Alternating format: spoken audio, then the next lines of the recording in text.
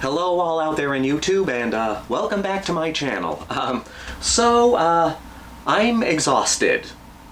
You'll have to forgive me for not having a proper video for you guys this week.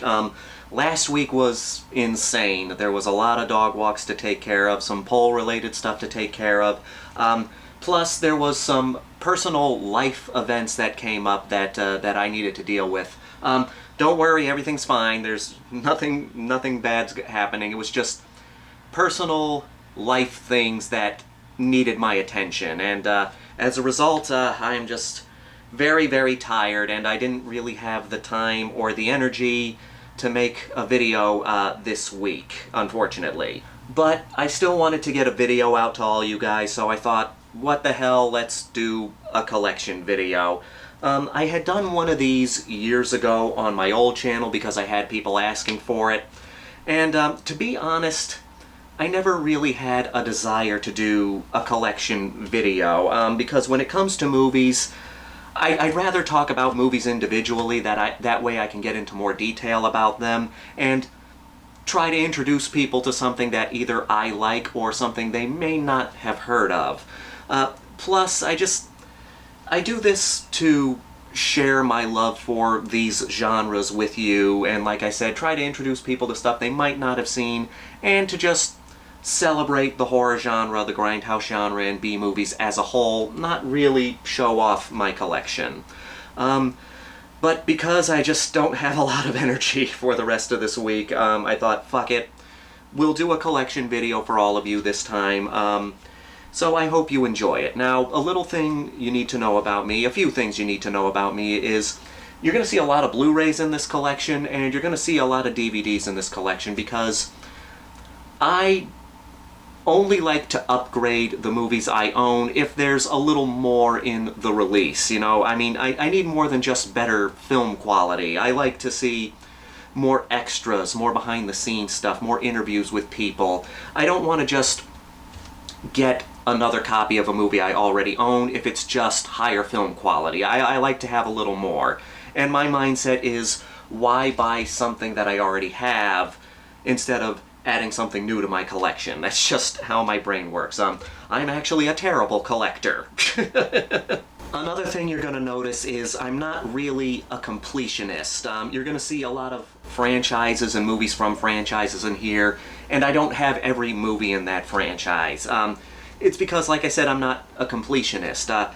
If there are movies in a franchise that I don't really like and I don't really watch that much, I don't buy them. I mean, if I get the whole franchise in a box set, then yeah, that's fine, but if I have individual movies, I sometimes don't see a need to buy the movies in that franchise that I don't really care for, because, again, why put something in my collection that I don't like when I can put something I like in the collection? That's just a me thing, that's just how my brain works. But anyway, you're going to see everything in alphabetical order. I don't really separate things by genre, so you're going to see horror and action and various other genres mixed together. I do have it in alphabetical order, so let's get on with this, and I hope you enjoy this little collection video here. So here's one of the shelves. I have a bunch of movies here. I have some other movies in drawers, and a few movies in other places, which we'll get to another time. But let's start up here. You're going to notice the posters in the background. You can't really see those in my typical review series, but I like having them up there, and I have a few more somewhere else. You know, Thriller, A Cruel Picture, Torso, Madman, and Texas Chainsaw Massacre. You all know how much I love that movie. These posters were gotten for me by a good friend of mine, but we won't go into details about that, but thank you very much for this. You know who you are. And there's a few box sets and goodies on the top here.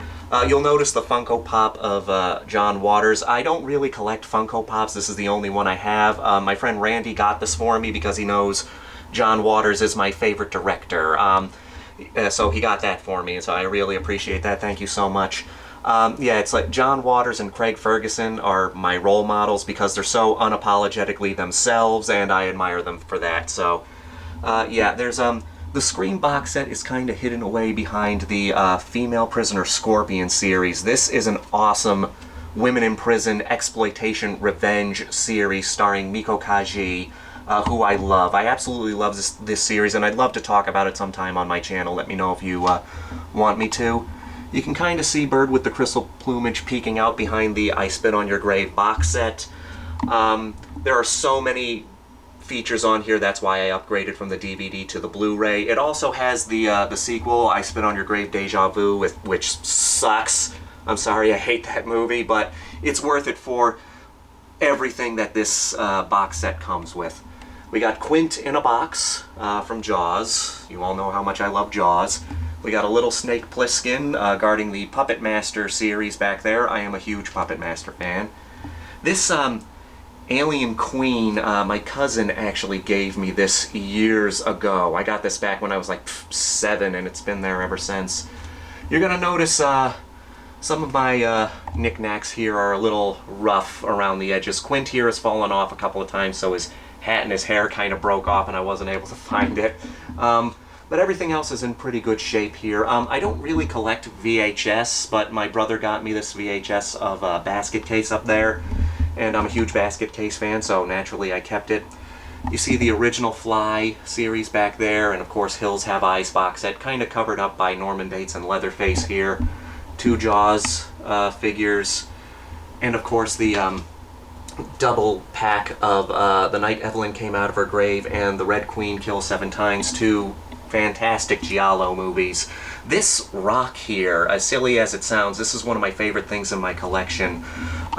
Years ago, I went to Martha's Vineyard with my girlfriend at the time, and a friend of ours took us to the beach where they filmed the opening scene of Jaws, the opening kill where that woman goes skinny dipping and then gets dragged under the water. This is a rock from that beach. I know it's nothing special, but I thought it was cool to have a rock from that beach where one of my favorite movies was filmed.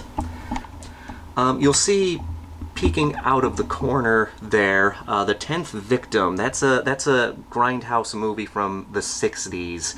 And it's a highly influential movie. You know, it's a sort of this reality TV style movie where one person's the victim, one person's the hunter, and they hunt each other down. You'll see stuff that influenced a lot of things in here, including The Running Man, Austin Powers. Very, very well done movie. We got a bunch of good stuff here. 8mm. This is one I probably should upgrade. I got it from a video store that closed down, so I got it for a reasonable price. It might be my favorite Nick Cage movie. Boy and His Dog. Such a great film.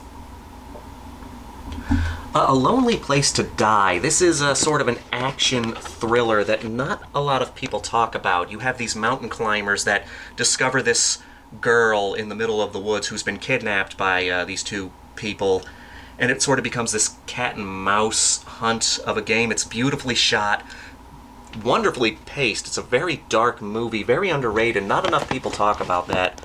If you like a good thriller, I'd say check that one out. In the corner there is a Serbian film. I bought that years ago. Still haven't been able to watch it yet, because there's a particular scene, you can see it peeking right there, there's a particular scene in there that I don't want to see. I'll build up the courage to watch it someday, but what are you gonna do? Alone with Her. This is an interesting found footage movie. Again, one that not a lot of people talk about.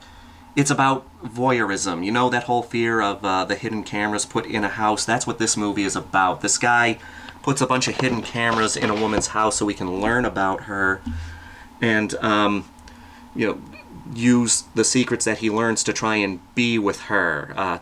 Very disturbing. So it's all from the point of view of the hidden cameras that he's put throughout this woman's house. Unsettling, but well done. Of course, Ator the Flying Eagle, which is one of the best Italian rip-offs of Conan the Barbarian.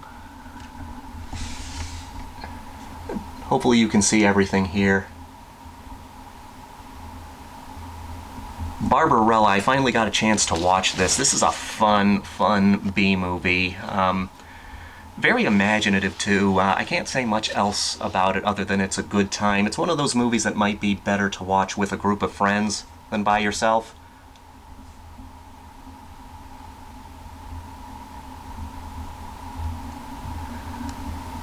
Still going through the bees. Blazing Magnum, this is one of my favorite comedies of all time. Yeah, as you can see, it's a weird mix. You'll go through horror, horror, horror, and then a comedy, and then more horror. I've been diving into the lesbian vampire movies. There it is. Blood Spattered Bride is a fantastic lesbian vampire movie. I've been checking more of those out because I'd love to do a top 10 list of my favorite lesbian vampire movies. That's in the running for number 1. Of course, Cannibal Holocaust. I love this release. You can't really get better than Grindhouse releasing.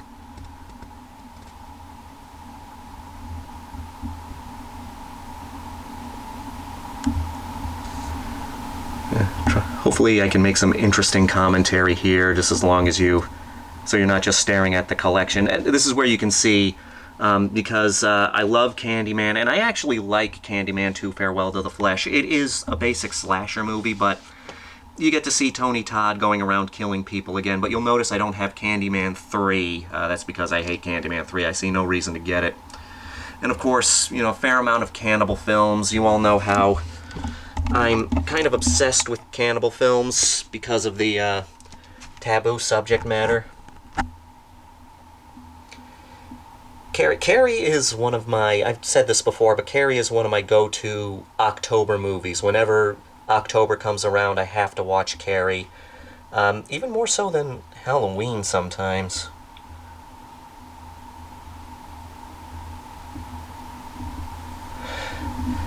Down here, these two are out because I pulled them out recently, and I just haven't had a chance to put them back in the collection.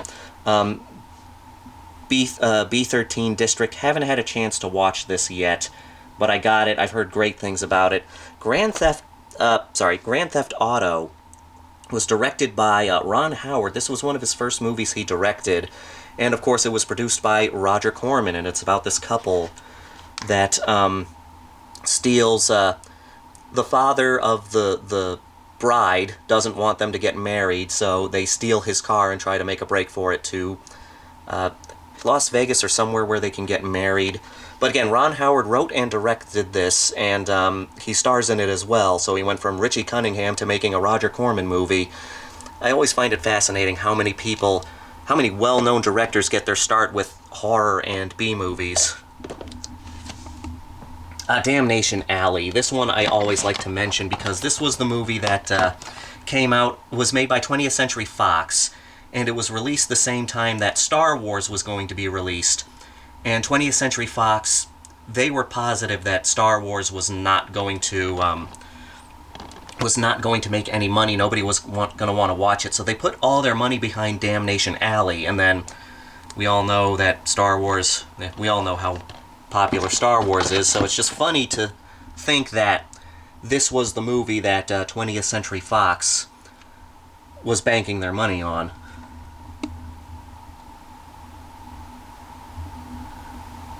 We got Creepshow. I did upgrade to this awesome Blu-ray of Creepshow. So many extras, so many special features. That's a solid release.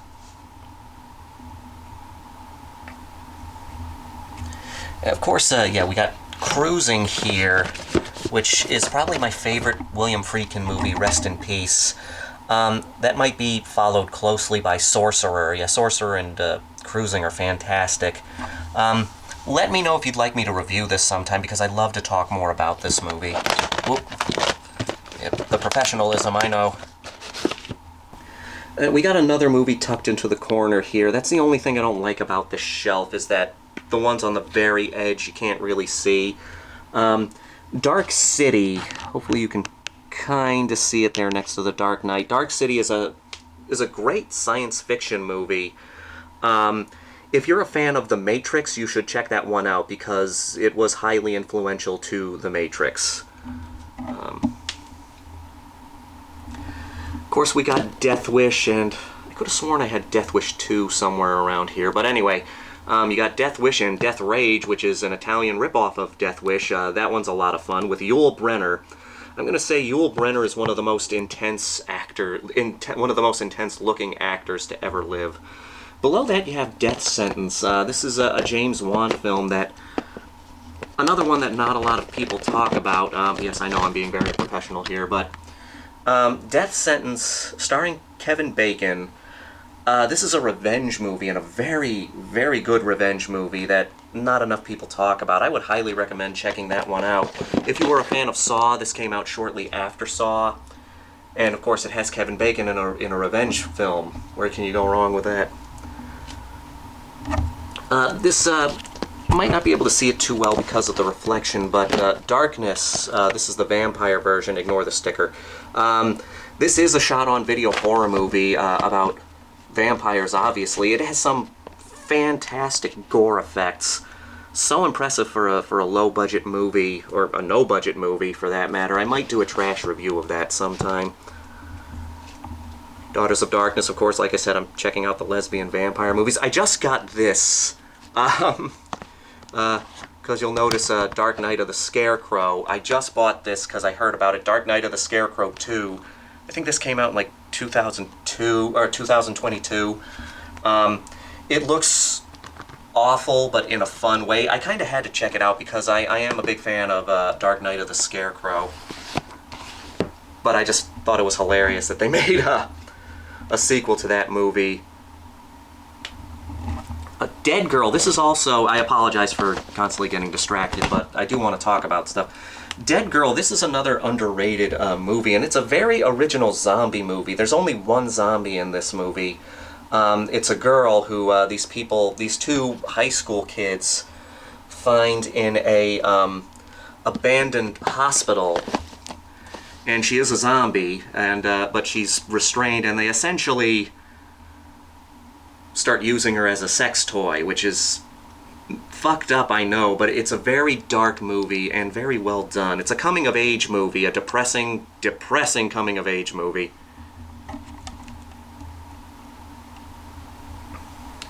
Death Game peeking out there. That's a fun home invasion movie. I did a review of that.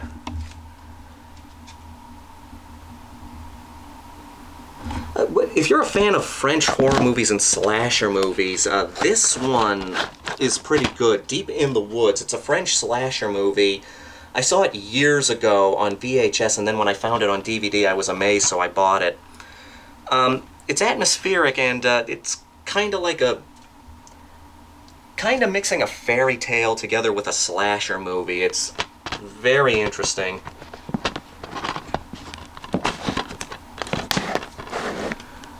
Of course, Deep Red, Defiance.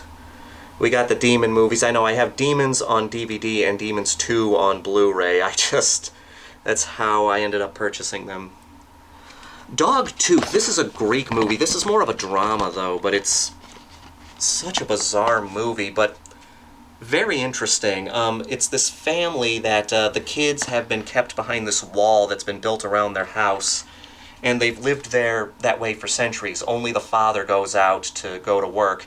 And the parents tell the kids that there's like an apocalyptic wasteland outside of their house, so they have no idea what the outside world is like.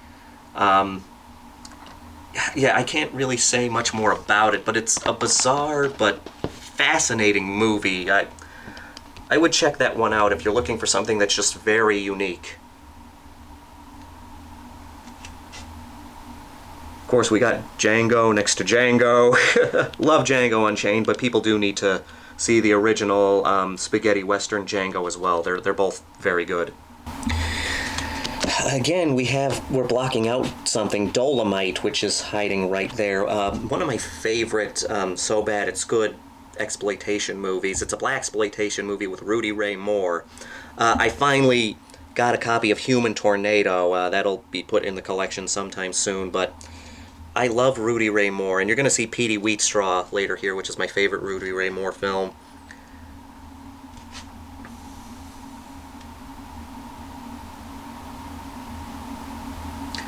The Two Eaten Alives.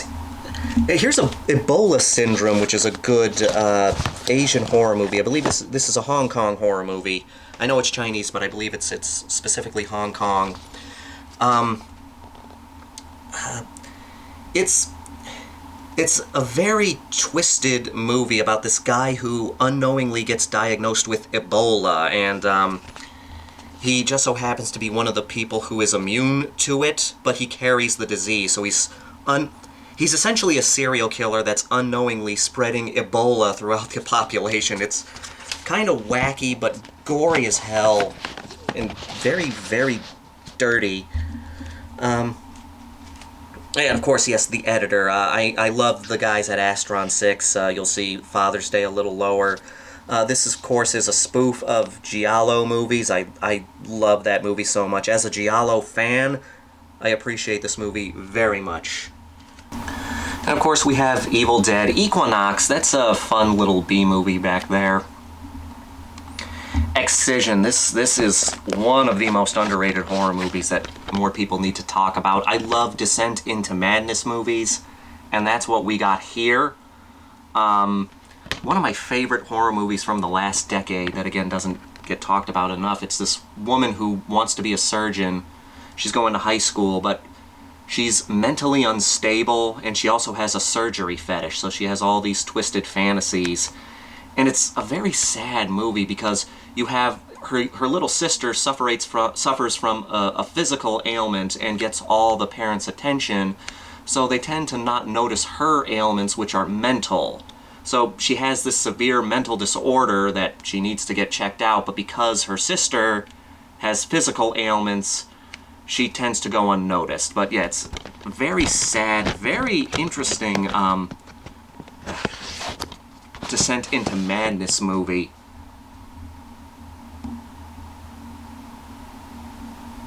Ah yes, Fallen.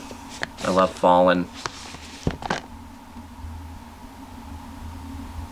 Ah yes, there's Father's Day by the guys at Astron 6. This movie is a beautiful... Thank God there's no tits on the screen, so I won't get in trouble. But this is a perfect example of no-budget filmmaking at its finest, because the budget for this movie was only $10,000. I'll talk about this more sometime, but yeah, a budget of $10,000, and it looks amazing. I won't say it looks like a full-blown theatrical release film, but for a budget that was only made for $10,000, it looks amazing. Not for everybody, though, so keep that in mind. And, of course, Female Trouble. Of course, you're going to see some John Waters on the list. Of course, we've got the next shelf here. Oh, The Fury. Okay, let's talk about Fudo first. This is a good Takashi Miike movie, Fudo, The New Generation. It's an interesting kind of Yakuza movie, very violent, involving high school kids. The only unfortunate thing about it is the ending. It kind of ends on, I don't want to spoil too much, but it looks like it ends on a cliffhanger, but it's a cliffhanger that never has a follow-up, so that's the only disappointing part about it. You can see Gamera peeking out of the corner there. But The Fury, okay, if you're a Ryan De Palma fan and you like Carrie, you need to check this out. He made this shortly after Carrie, and it's another psychic horror movie. I'll do a review of this sometime soon, but it is amazing. So underrated. I never hear enough people talking about The Fury, so yeah. If you like Carrie, check out The Fury. It would make a great double feature with Carrie.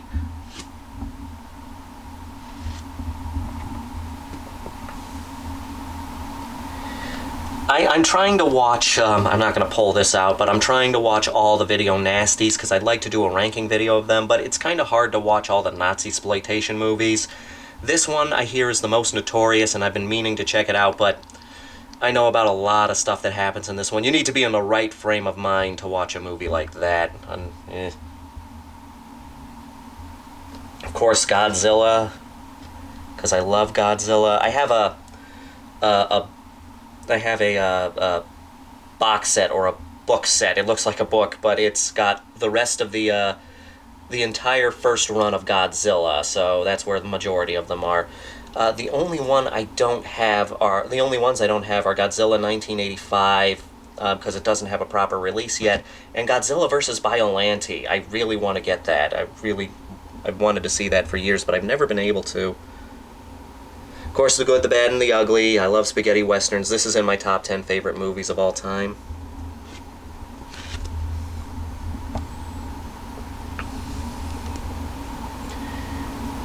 The Great Escape. This is also, I know it's not horror, but this is one of the best war movies ever made. And of course, Halloween. You all know that Halloween, you know, this used to be my favorite horror movie of all time, but it's dropped because of overfamiliarity. I've been a little bugged at the fact that it gets the credit for being the first slasher movie when so many other movies came out before that all those movies together are the reason Halloween was so successful. You know, not just Psycho and Black Christmas, but the Herschel Gordon Lewis movies, the Giallo movies, all these other movies. And the fandom has kind of hurt this movie a lot for me. I've seen Halloween fans be so toxic to other people that it's sort of hurt this movie for me, unfortunately. And you'll notice I don't have the whole Halloween series. That's what I'm talking about. I don't really care for H2O or Resurrection or Rob Zombie's Halloween, so I didn't bother getting those.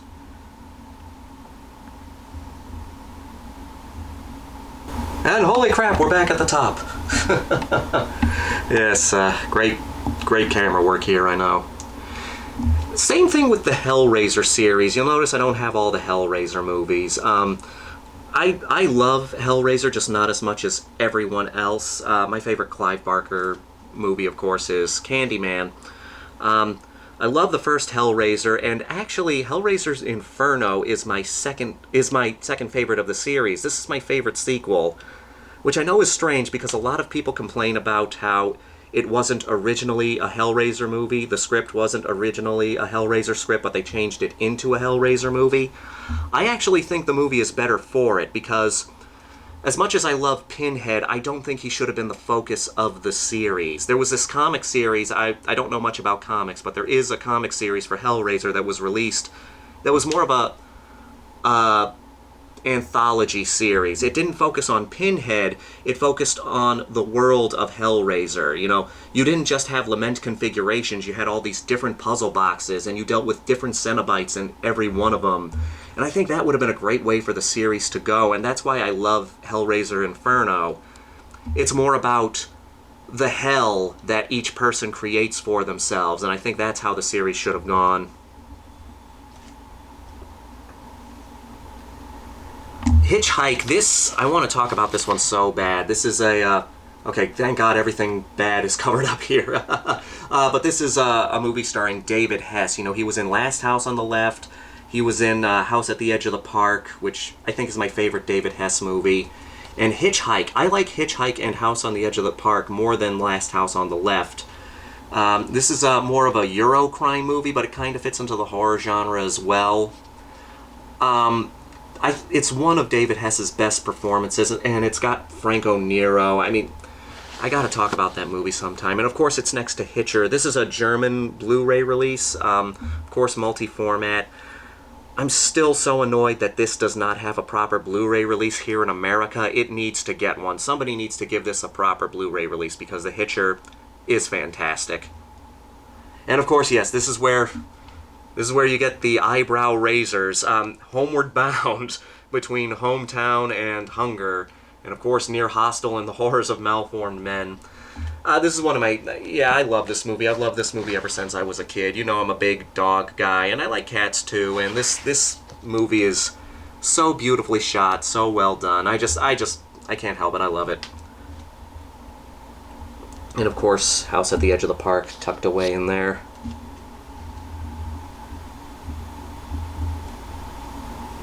You'll notice I don't have the Tarantino Inglourious Basterds, but I have the Enzo Castellari Inglourious Basterds. That's where Tarantino got the name for Inglourious Basterds. Yeah. Inner Space we have next to it, which is a Joe Dante film. One of my favorite Joe Dante films. I still say he's such an underrated director. He deserves to be up there with the likes of Spielberg and stuff like that, but he never got that recognition. This is a fun sci-fi comedy involving a guy shrinking down and going into the human body. He goes into, you got Dennis Quaid going into Martin Short's body, who's a neurotic. It's got good action, it's got good humor, good sci-fi elements. It's just all around fun. And of course here, okay, In the Mouth of Madness, this is one that I really should get the Blu-ray for. I recently got to see this on the big screen because one of my local theaters, every other Saturday in the month, they do screenings of horror movies and cult movies, and they did In the Mouth of Madness. So cool seeing that on the big screen. I wish more theaters did that, but luckily there's one down here that does that. Island of Lost Souls. This is one of my favorite 1930s horror movies. It's the first adaptation of The Island of Dr. Moreau. And for those who don't know about that, it's about a guy on this island who has turned animals into people through surgery. It's one of the earliest body horror movies in many ways, and it's just... If you're a fan of black and white horror movies and you haven't checked out Island of Lost Souls, give that one a watch. It's really good. Of course, we have Ilsa, She-Wolf of the SS. That's a good movie. It's disturbing, but Ilsa is a fantastic villain. You hate her for the right reasons, of course.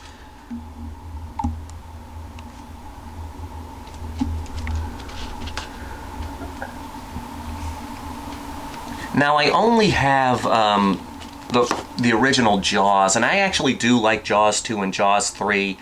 I don't mind Jaws the Revenge. I don't think it's as bad as people say it is, but it does drag a bit. Yes, I love Jaws, one of my favorite movies of all time, and I enjoy Jaws 2 a lot. As funny as it seems, my favorite Jaws sequel is actually Jaws 3D. I think it's so bad it's entertaining. I laugh every time I see it. I have a soft spot for Jaws 3 in a so bad it's entertaining kind of way. I've got John Wick and John Wick 2. I need to get 3 and 4 still, but yeah.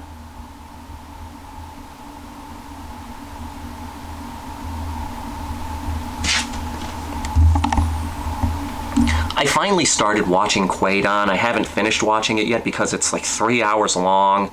And it's a good movie, but the problem with it is a horror movie, but it's so beautifully shot, and the music is so well done, and it's shot in such a good way that it's relaxing.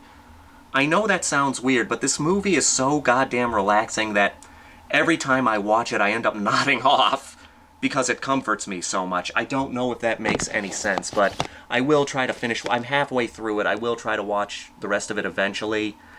But yeah, the movie is so goddamn calming that it puts me to sleep.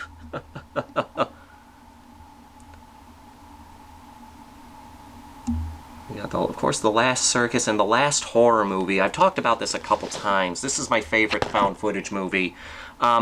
Yes, I know I love Cannibal Holocaust more than this, but I don't consider that a full-blown found footage movie. This is about a serial killer who's taped over a horror movie and is showing it to people so they can see his life as a serial killer. I'll talk about this more sometime because I really want to get into that one. One of the most underrated movies ever made, one of the most underrated found footage movies. That movie's fantastic.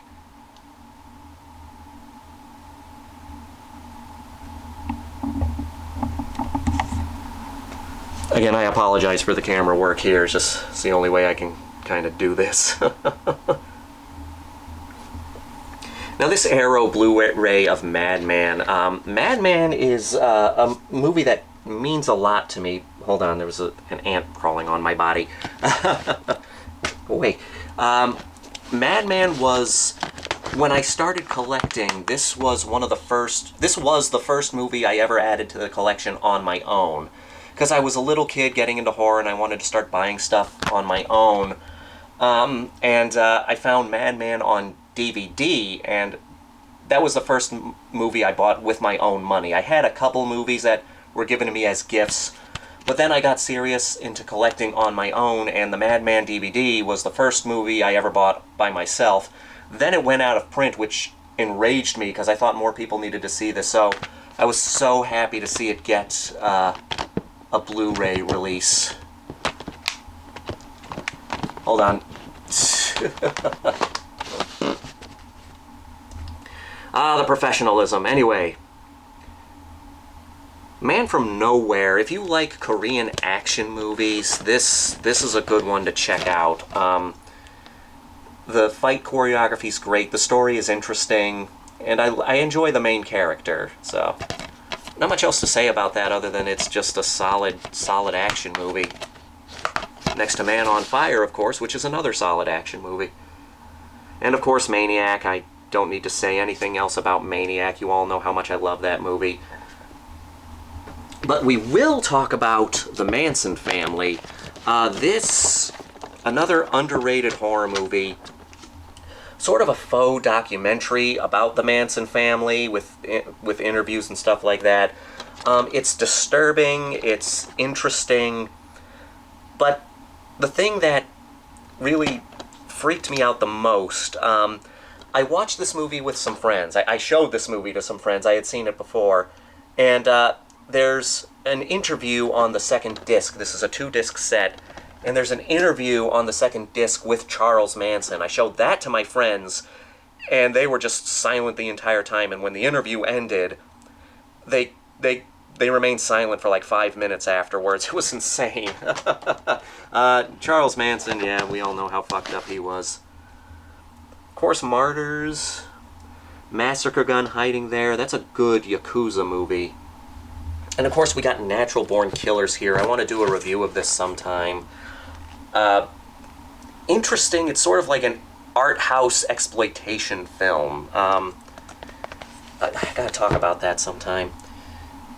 Master of the Flying Guillotine, Hiding There. Yes, that is a movie that says The Masturbating Gunman. I swear to God, it's not a porno, as hard as that is to believe. This is an Australian movie, and it's a very raunchy superhero film. It's a no-budget superhero exploitation flick. Kind of in the vein of Toxic Avenger, but not. I say in the vein of Toxic Avenger because they have a very similar sense of humor. They're very different movies, but the humor is similar, so yeah, yeah. I'm never going to be able to defend myself for that one. Multiple Maniacs, of course, more John Waters.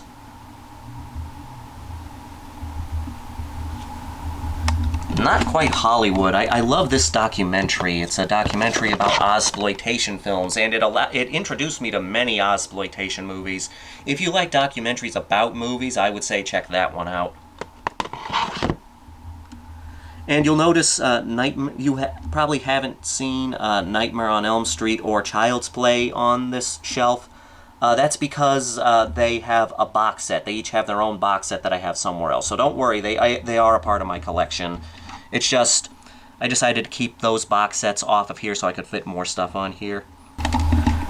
But here's one that is very interesting. I did my top 10 Japanese horror movies, and I was tempted to put this on, but it's definitely more of a drama than a horror movie. This is the unofficial sequel to Suicide Club, or more of a side story to Suicide Club, Noriko's Dinner Table. It's this fascinating story about this woman. It's being told sort of at the same time as Suicide Club, and then it sort of commingles with the events of Suicide Club. But Noriko's Dinner Table, what I love about this movie is we're following this girl named Noriko. Oh my god, what a surprise. And she leaves her family and joins this weird prostitution ring. It's a prostitution ring where they don't pay the women for sex. What they do is they pay the women to play a role of a family member that they've lost, or something along those lines. It's so different and so well done. It is long. It's like, I think it's over 2 hours, if not 2 hours. It's long, but so worth it because it's so well done. Now we're going to move on to a couple of drawers here. I just wanted to talk about, before we get into the drawers here, I wanted to talk about Savage Streets really quickly. I'm going to be reviewing this one soon. This is starring Linda Blair, who of course is known for The Exorcist, but she also starred in this really fun, sleazy revenge flick. It's like this tough girl revenge movie. She eventually goes after some scumbags with a crossbow. You can't get better than that. Yeah, we're going to talk about this one pretty soon. It's a solid exploitation flick. So I had to take some stuff out of here to get a proper showing, so there's going to be a few things you don't see, like Santa Sangre, Salo. You might not see Smokey and the Bandit, which is one of my all-time favorite movies, but we'll see what we got here so far. Yeah, we got Octoman right here. This is one of my favorite So Bad It's Good movies, next to Old Boy, which is my favorite movie of all time. I've got a few copies of this, but yes, I love the original Old Boy. It's been number one. It's been my number one favorite movies for a long time. You see Patty Hearst sticking out of the back there. That's an interesting true crime movie. Really recommend checking that one out. And of course, People Under the Stairs. The Hills Have Eyes is my favorite Wes Craven movie. This is like a very close second. I love People Under the Stairs.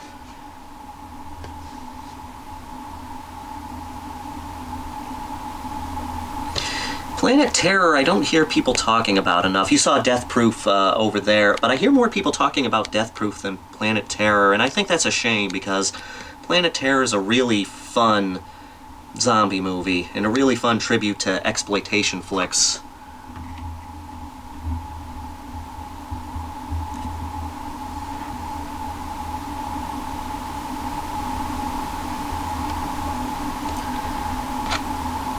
Yeah, we got a lot of good stuff here. Red, White, and Blue. This is an interesting horror movie that not enough people talk about. It's the case with a lot of the movies that I'm talking about here. You have this woman who has been going around sleeping with men, and slight spoiler, but you eventually learn that she has HIV, and she's deliberately spreading it to other men. It's very interesting movie. Very sad movie, too. Another case where there was stuff that I had to kind of... This is another case where I had to put a few things on top of these, so I had to put them to the side. So things like The Thing and various other movies like that, I do own them. They're just not in here right now because I had to take them off so you could actually see the collection. Yep, Session 9, a very atmospheric horror movie that not a lot of people talk about. More of a psychological horror movie, but you could make the interpretation that it is also a ghost movie. I don't want to go into more detail than that. Yeah, I'll talk about this sometime, but it's very good.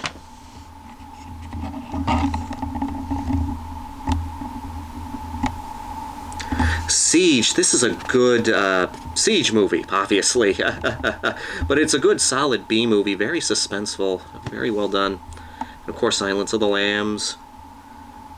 Single white female.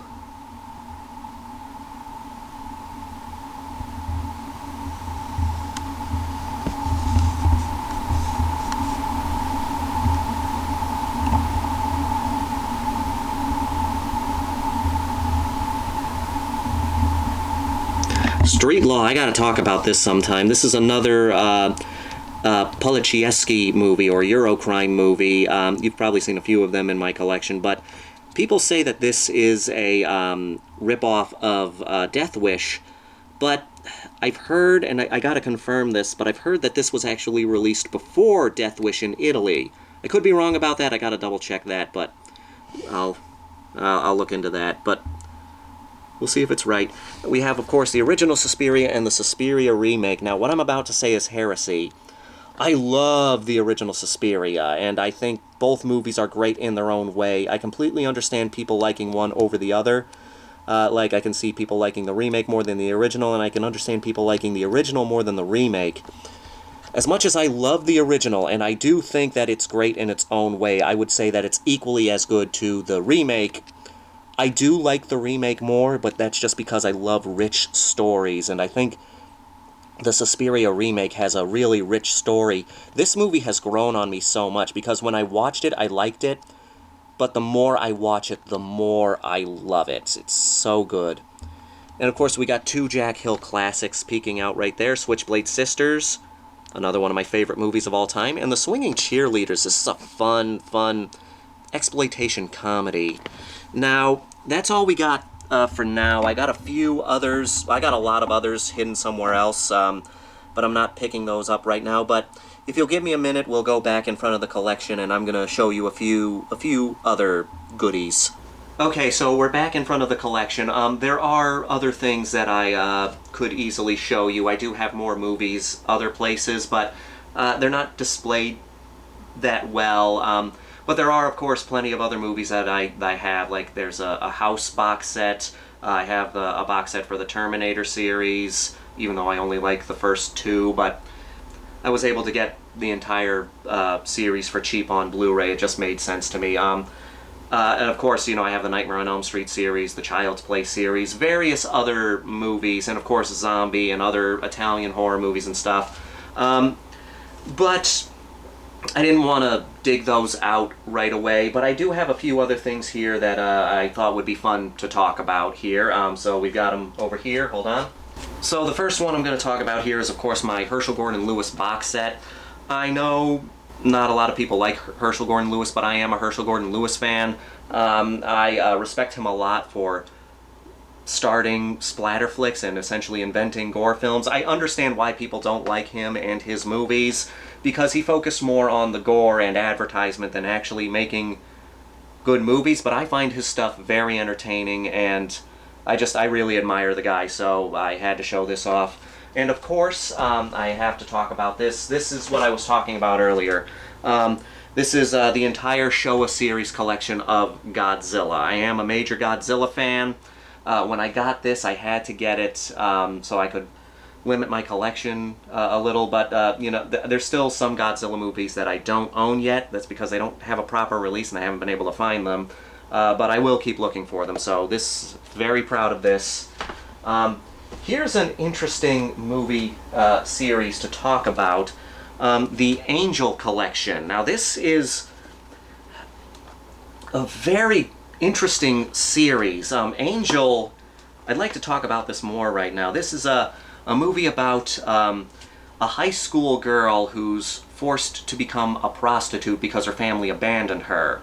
And so she's living her life out on the streets. She's become a prostitute to try and pay her way through high school and get into college.